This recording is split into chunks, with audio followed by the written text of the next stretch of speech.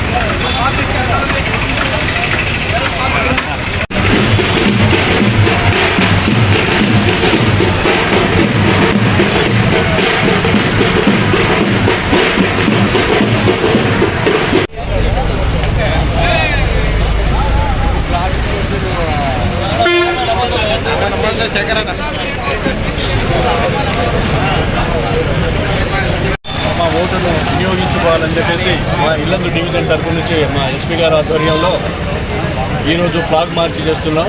ఈ ఫ్లాగ్ మార్చిలో ప్రతి ఇంటికి తెలవాలి, ప్రతి ఓటర్కి తెలవాలి, ప్రతి ఒక్కళ్ళు వచ్చి స్వేచ్ఛగా వాళ్ళంతటా వాళ్ళే ఓటుని వినియోగించుకోవాలి. ఓటు విలువ ఏంది అనేది వాళ్ళకు తెలవాలి. ఓటుని ప్రతి ఒక్కరు వినియోగించుకుంటే ఓటు వల్ల మనకు ఎంత అవసరమో ఆ పని చేసుకోవడానికి మన పార్లమెంట్ ఎలక్షన్లో ప్రశాంతంగా పీస్ఫుల్గా జరగాలని చెప్పేసి మా ఇల్లందు ప్రజలకు కోరుకుంటున్నాం.